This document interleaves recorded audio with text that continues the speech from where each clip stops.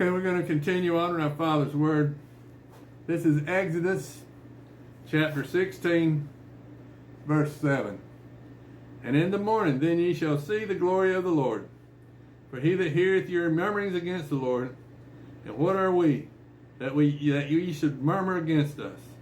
And Moses said, This shall be, when the Lord shall give you in the evening flesh to eat, and the morning bread to the full.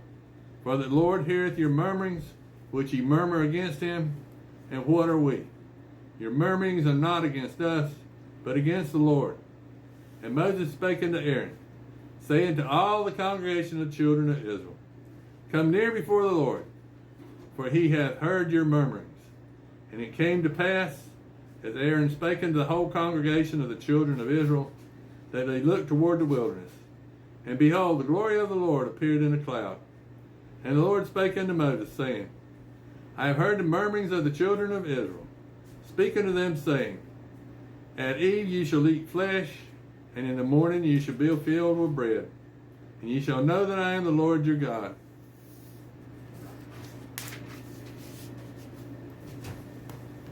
And it came to pass, at eve the quails came up and covered the camp.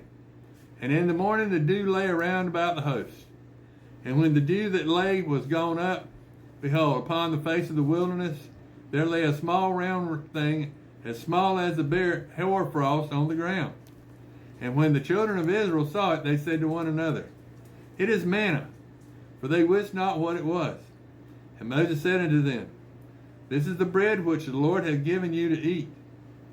This is the thing which the Lord hath commanded.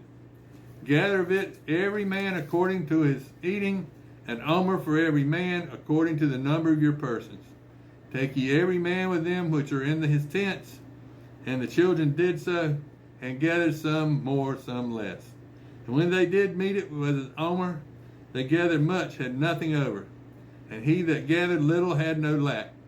They gathered every man according to his eating. And Moses said, Let no man leave of it till the morning. Notwithstanding, they hearkened not unto Moses, but some of it they left it until the morning, and it bred worms, and stank. And Moses was wroth with them. And they gathered it every morning, every man according to his eating. And when the sun waxed hot, it melted. And it came to pass that on the 6th day they gathered twice as much bread, 2 omers for one man. And all the rulers of the congregation came and told Moses.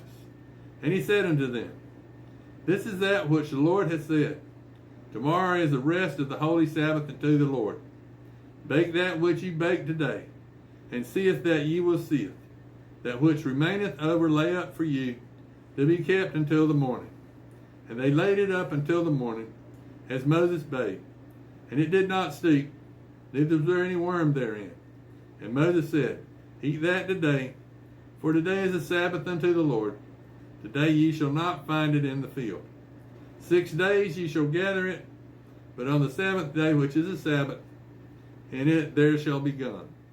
And it came to pass that there went out some of the people on the 7th day for to gather, and they found none. And the Lord said unto Moses, How long you refuse to me to keep my commandments and my laws? See, for the Lord hath given you the Sabbath. Therefore he giveth you on the 6th day the bread of 2 days. Abide ye every man in his place. Let no man go out of his place on the 7th day. So the people rested on the 7th day. And the house of Israel called the name thereof manna. And it was like coriander seed white, and the taste of it was like wafers made with honey. And Moses said, This is the thing which the Lord commanded. Fill an omer of it to be kept for your generations, that they may see the bread wherewith I have fed you in the wilderness, when I brought you forth from the land of Egypt. And Moses said unto Aaron, Take a pot, and put an omer full of manna therein, and lay it up before the Lord, to be kept for your generation. As the Lord commanded Moses, so Aaron laid it up before the testimony to be kept. And the children of Israel did eat manna 40 years, until they came to a land inhabited. They did eat manna until they came to the borders of the land of Canaan. Now, an omer is a tenth part of an ephah. Now, Exodus chapter 17. Now, during the time of Noah, Satan sent the fallen angels. Now, Enoch was seventh generation after Adam. And he was the first preacher. And he preached against the fallen angels, mixing with the daughters of Adam. And they looked like, in the rock art, they looked like a big circle with it like a bat. They're hanging upside down. They got feet on the top, and they got a head, a little small head on the top, on the bottom. And so the fallen angels, Nephilim, were the giants. Raphaim, that's another name for the giants. Old King Og was a giant. Goliath, David killed Goliath, he was a giant. So Satan sent a second influx of fallen angels down into the land of Canaan. And they were there to mix with the daughters of Adam and to mess the bloodline of Christ up. So God sent Israel into the land of Canaan to kill the giants and the men of renown. Genesis 6 tells you about the time of Noah, and then Noah's like the ninth generation after Enoch, and Noah's family was the last family with a clean Adamic blood type. And so that's why God saved Noah. He was the last one and that had a clean blood type. It was Noah, his three sons, and their wives. And then Noah brought 2 black folk, 2 white folk, 2 red-skinned folk, and 2 Kenites. So that's 16 souls aboard the ark. And so those Kenites, you can watch them every night on the evening news, on the 6 o'clock news. These Kenites are still out there, baby. And you better watch out for them, because they're out to get you. And they're Satan's bunch. And that's called the Locust Army. At 666, Satan's going to have his Locust Army, the Kenites, the descendants of Cain.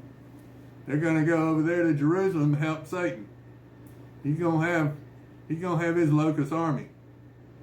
And then the Joel tells you the 4 stages of the locust. And first of Joel, one of the minor prophets. So we're going to get on here in Exodus 17. Just remember, Satan sent a second influx of fallen angels into the land of Canaan, and God said to kill every one of them. Now this is Exodus 17.